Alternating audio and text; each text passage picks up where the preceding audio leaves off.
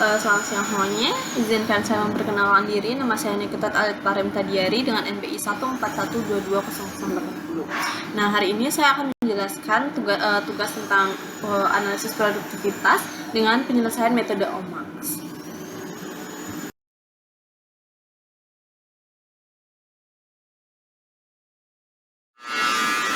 Adapun studi kasusnya yaitu perusahaan Jaya Makmur adalah perusahaan yang memproduksi produksi rumah tangga yang berbahan logam seperti panci dan ketel serta produk lainnya yang memiliki jangka waktu itu panjang. Nah, sistem produksinya mereka itu make to stock.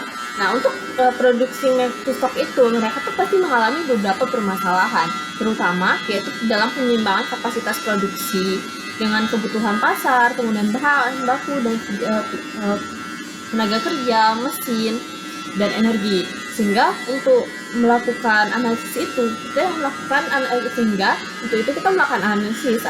itu menggunakan metode OMAX. Adapun untuk tujuan dari pengukuran produktivitas ini yaitu untuk menentukan indeks produktivitas perusahaan dari Jaya Makmur ini sendiri.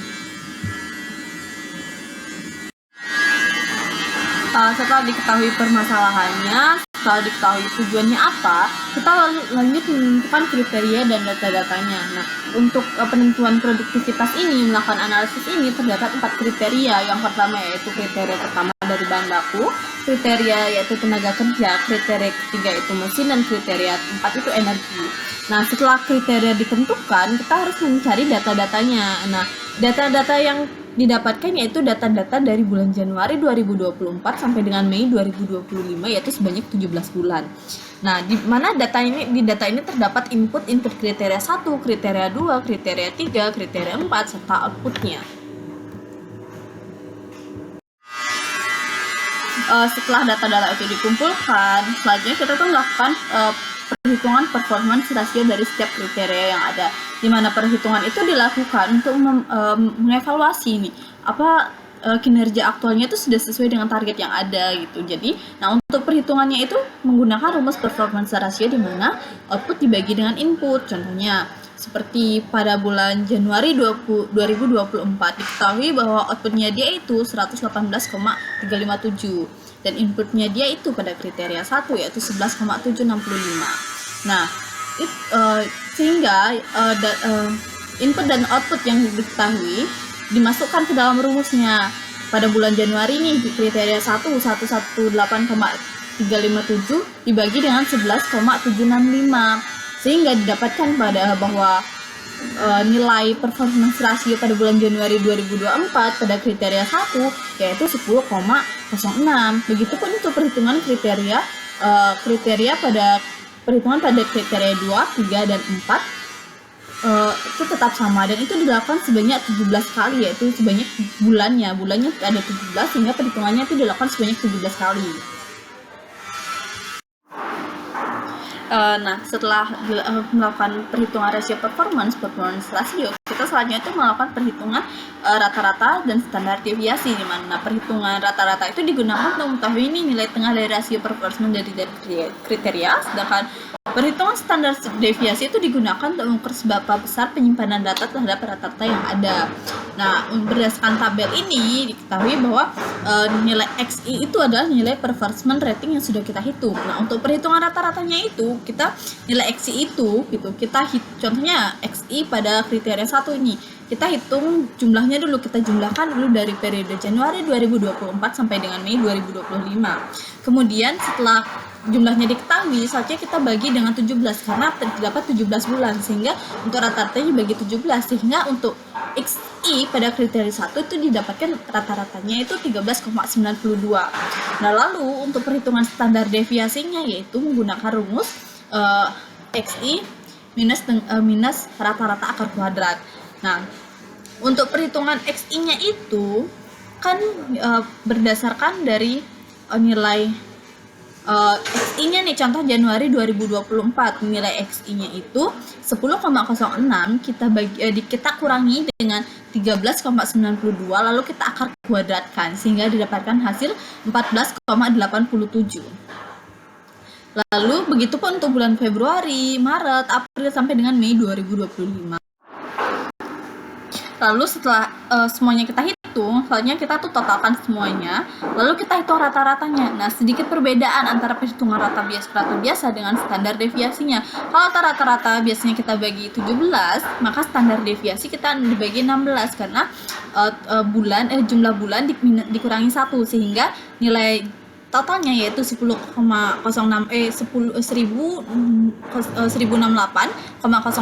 itu kita bagi 16 sehingga didapatkan hasil 66,76. Lalu berikutnya kita hitung standar deviasinya yaitu akar dari 66,76 yaitu diketahui 8,17 sehingga standar deviasinya yaitu 8,17. Nah, begitupun untuk perhitungan kriteria 2, kriteria 3 dan kriteria 4-nya masih dengan cara yang sama. Sehingga kita ketahui ini berapa standar deviasi, sehingga kita ketahui bahwa standar deviasi pada input pertama yaitu 8,17, pada input kedua yaitu 357,02, input ketiga 38,20, input keempat 311,67, dan untuk rata-ratanya itu pada input 1 yaitu 13,92, untuk input kedua yaitu 1069,35, pada input ketiga yaitu 1187,45, dan pada input keempat yaitu 987,59. Oke, setelah kita melakukan perhitungan rata-rata dan standar deviasi, selanjutnya itu kita melakukan perhitungan batas kontrol atas dan batas kontrol bawah, di mana BKA dan BKB itu dilakukan untuk menilai ini apa performa dari kriteria ini itu tuh melebihi batas wajar atau enggak gitu, atau di tengah gitu. Nah, untuk sampai ke perhitungan BKA dan BKB ini kita juga harus melakukan perhitungan degree of akurasinya DA, yaitu dengan rumus standar deviasi dibagi rata-rata. Dan begitupun kita juga harus menghitung dulu confidence levelnya CL dengan 1 minus degree of akurasinya dia.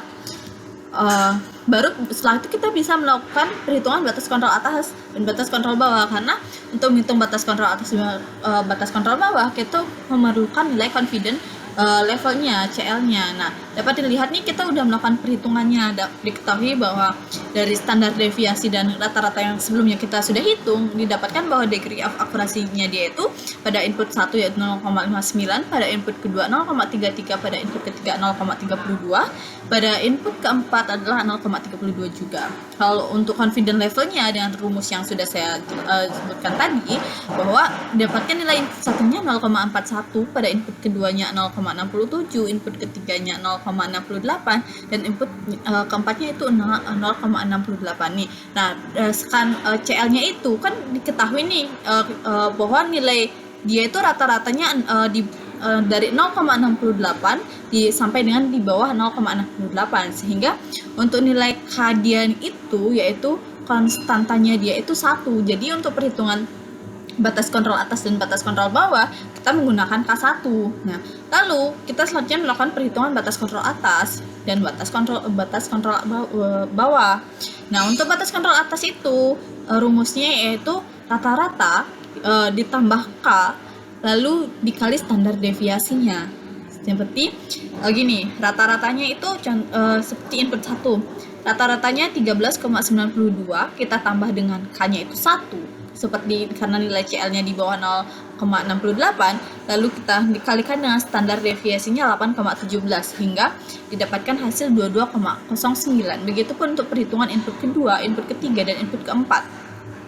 Lalu untuk batas kontrol bawah yaitu menggunakan rumus rata-rata minus K dikali standar deviasinya dia. Nah, pada input 1 nih rata-ratanya 13,92, kita kurangi dengan nilai K-nya yaitu 1, lalu kita kali dengan standar deviasinya dia yaitu 8,17 sehingga didapatkan hasil 5,75. Masih dengan perhitungan yang sama, input kedua, input ketiga, dan keempat itu menggunakan cara yang sama.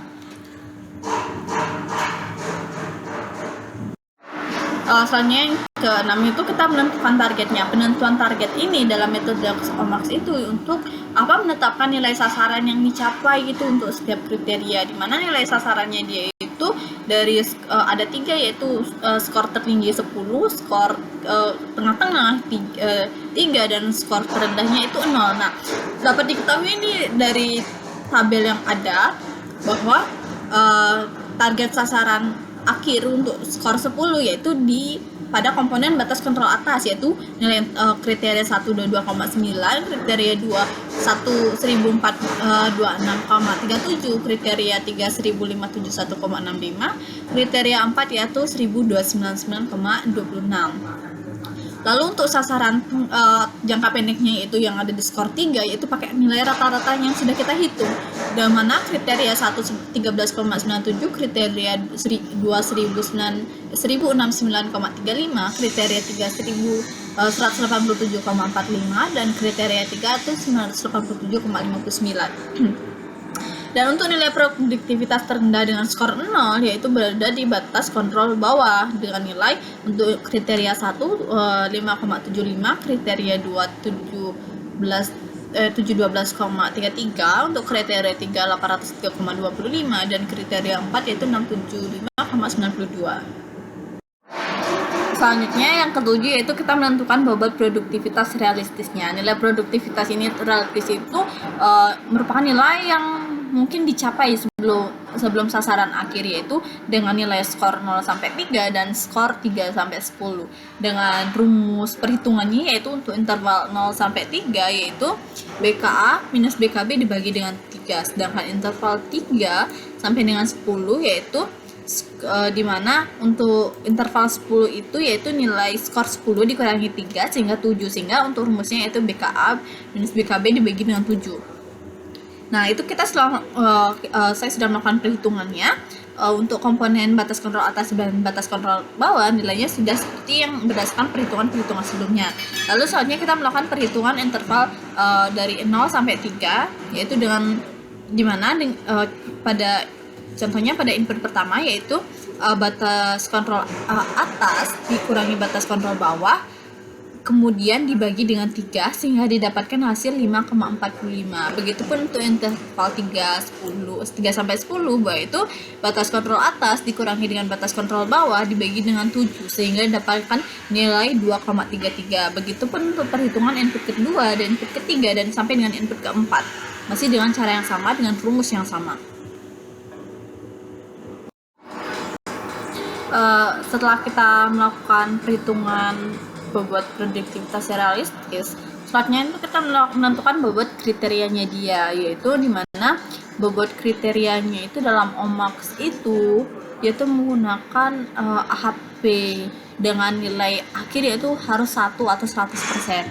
Nah, untuk perhitungan AHP itu kan ada skala prioritasnya dia dalam perbandingannya dia. Nah, itu ada skala 1 sampai dengan 9. Nah, kita udah melakukan perbandingan itu dan didapatkan matriksnya seperti pada yang pertama yaitu matriks pertama yaitu kriteria 1 dengan kriteria 1 yaitu 1 antara kriteria 1 dengan 2 itu 4, kriteria 3 dengan kriteria 1 dengan 3 itu 2 dan kriteria 1 dengan kriteria 4 itu 8, begitu seterusnya. Nah, selanjutnya matriks itu kita jabarkan lagi gitu. Seperti di sebelahnya yaitu mana kriteria antara kriteria 1 dengan kriteria itu 1 dan kriteria 1 dengan kriteria 2 yaitu 4, lalu antara kriteria 2 dengan kriteria 1 yaitu 1/4. Karena apa? Karena antara perbandingan 1 dengan 2 nilai atasnya itu 4 sehingga untuk antara perbandingan antara kriteria 2 dan kriteria 1 itu kebalikannya gitu. Lalu setelah itu kita ubah dalam bentuk desimal untuk mempermudah perhitungannya. Setelah diubah ke dalam desimal seperti di matriks yang ada yang seperti pada gambar, selanjutnya kita melakukan perhitungannya dia yaitu dengan cara masing-masing kriteria itu kita bagi dengan jumlahnya, seperti contohnya kriteria 1 dengan kriteria 1 yaitu nilainya 1 itu dibagi dengan 1,88 sehingga didapatkan bahwa nilainya itu 0,533. Begitupun untuk perhitungan kriteria semuanya antara 1, 2, 3, 4 masih dengan cara yang sama. Lalu kemudian setelah semuanya itu dihitung, kita melakukan total. Kita totalkan itu per baris-barisnya dari 0,533 kita tambah 0,267, kita ditambah 0,480, kita tambah 0,780 sampai didapatkan hasilnya 2,0660. Begitupun untuk perhitungan berikutnya. Lalu setelah itu kita melakukan perhitungan bobot nih. Untuk bobotnya itu kita tuh hitung dari nilai total dibagi dengan jumlah kriteria nih. Nilai totalnya pada Contohnya itu 2,060 gitu. Kita bagi dengan jumlah kriterianya itu ada 4, berarti 0,060 itu kita bagi dengan 4 sehingga didapatkan hasil 0,52. Begitupun perhitungan berikutnya sehingga dapat nilai 1001, dan untuk ketika kita ubah menjadi persentase itu menjadi 100%. Halnya itu kita menentukan skor dan skalanya, yaitu dalam metode Allmark. Skor itu menggunakan tingkat pencapaian tertentu dari kriteria produktivitasnya dia, dan bobot itu menentukan tingkat kepentingan relatif masing-masing kriterianya itu gitu. Sehingga untuk nilai value-nya dia itu skor itu dikali dengan bobot. Nah, dapat dilihat bahwa tabel ini data yang diketahui yaitu data perhitungan performance rasio yang sebelumnya dan data yang berisi tentang nilai BKA, BKB, average, bobot dengan nilai interval 0,3 dari 0 sampai 3 dan interval 3 sampai 10 yang sudah kita hitung sebelumnya. Lalu untuk penentuan skala dan skornya yaitu dapat dilihat seperti pada gambar, yaitu pada tabel, yaitu kita sebenarnya sudah mengetahui batas kontrol atasnya, batas kontrol bawahnya, average dan juga bobotnya, serta performance ratio-nya itu kita masukin di dalam tabel. Baru soalnya kita melakukan perhitungan gitu. Kita kan sudah tahu level 10-nya berapa, level 3-nya berapa, lalu level 0-nya itu berapa. Selanjutnya kita tuh kan melakukan perhitungan dari interval 3 sampai 9, dari 0 sampai 3 nih. Nah, untuk perhitungan dari contohnya dari kriteria 1 nih, interval 3 sampai 9, contohnya pada 10, contohnya pada level 9. Untuk perhitungannya yaitu kita melakukan yaitu nilai BKA-nya dia 22,09 kita kurangi dengan nilai interval 3 sampai 10 yang sudah kita hitung yaitu 2,33 sehingga didapatkan hasil 19,75. Lalu untuk level 8 kita tuh ambil dari nilainya itu kita ambil dari nilai level 9 yaitu 19,75 kita kurangi dengan nilai interval 3 sampai 10 2,33. Begitupun untuk pada level 7 yaitu kita mengambilnya dari nilai level 8, dari untuk nilai level 6 kita ambil dari level 7 dan begitupun seterusnya. Lalu untuk nilai interval dari 0 sampai 3 kita tuh ambil dari nilai, contohnya nih level 2 nya itu kita ambil dari kriteria satunya itu kita ambil dari nilai 13,92 yaitu rata-ratanya dia dikurangi dengan nilai interval 0 sampai 3 yaitu 5,45 sehingga dapatkan hasil 8,45. Begitupun seterusnya untuk level 1-nya. Lalu kita untuk menentukan skornya dia nah untuk menentukan skor itu tuh kita lihat nilai performance ratingnya dia yaitu 10,06. Nah, penentuan skornya dia itu kita tuh harus dapat nilai di atas 10,06. Cuman dia tuh nggak boleh nilai yang terlalu tinggi, artinya mendekati 10,06 tapi harus lebih tinggi. Jadi untuk kriteria 1 itu dengan performance rasionya dia itu 10,06 yang mendekatinya itu pada level 5 yaitu 10,41. Dia mendekati namun harus lebih tinggi gitu sedikit. Dan untuk kriteria 2 yaitu dia itu nilai performance rasionya dia itu 1095,90 dan yang mendekatinya itu adalah pada level 7 yaitu 1120,35. Lalu untuk kriteria 3 yaitu performance rasionya di atas 889,90 dan yang mendekatinya yaitu pada level 4 yaitu 913,02 dan kriteria 4 yaitu performance rasionya dia itu 744,38 dan yang paling mendekatinya itu ada di level 2 yaitu 779,81. Nah, selanjutnya setelah kita menentukan skornya dia, kita menentukan value-nya. Value-nya itu dihitung dengan rumus yaitu skor dikali dengan bobot. Jadi, pada kriteria 1, 5 dikali 0,52 didapatkan hasil 2,58. Begitupun untuk perhitungan kriteria 2, 3, dan 4. Lalu setelah value-nya kita hitung, kita jumlahkan sehingga didapatkan total value-nya yaitu pada bulan Januari 2024 4,38. Nah, ini perhitungan ini kita dilakukan sebanyak 17 kali karena terdapat 17 bulan dengan cara yang sama, perhitungan yang sama. Sampai didapatkan hasilnya. Sehingga didapatkan hasil total value masing-masing setiap bulannya itu. Nah, setelah perhitungan penentuan skor dan skalanya kita hitung sebanyak 17 kali dengan jumlah bulannya sebanyak 17, maka akan kita dapatkan pencapaian kinerjanya seperti pada tabel yang ada, yaitu pencapaian kinerja itu menggambarkan sejauh mana nih kinerja aktual itu memenuhi target yang ditetapkan. Nah, didapatkan nilai bahwa pada bulan Januari 2024 pencapaian kinerjanya 438, Februari 2024 pencapaian kinerjanya 7,60, Maret 2024 6,60, April 2024 1,61, Mei 2024 7,69, Juni 5,78, Juli 2,65, Agustus 0,32, September 5,75, Oktober 9,50, November 4,59, Desember 8,97, Januari 2025 yaitu 3,80, lalu Februari 6,91, Maret yaitu 7,54, April 7,78, dan Mei 5,50.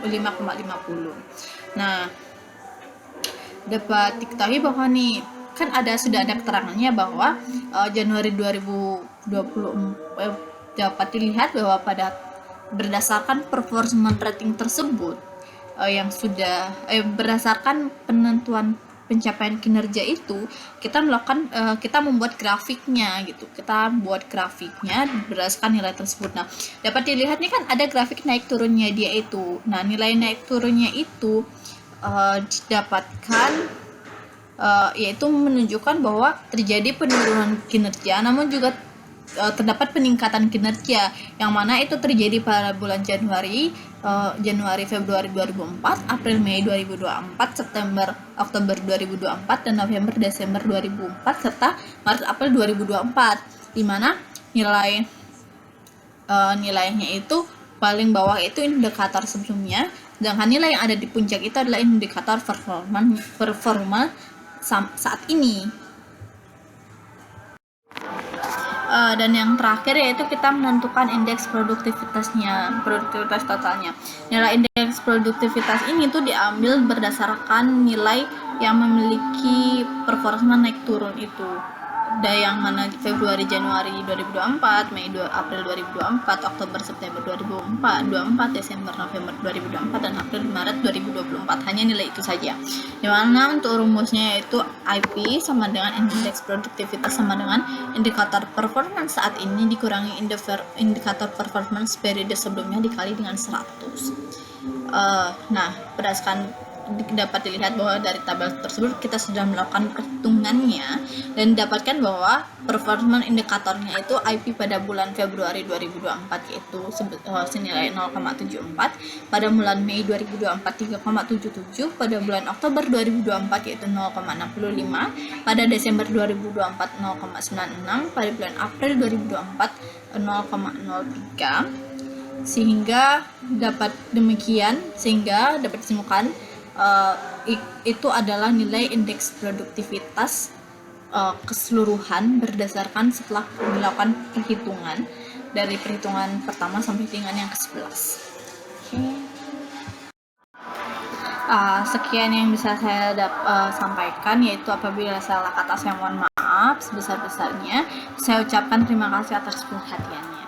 Terima kasih.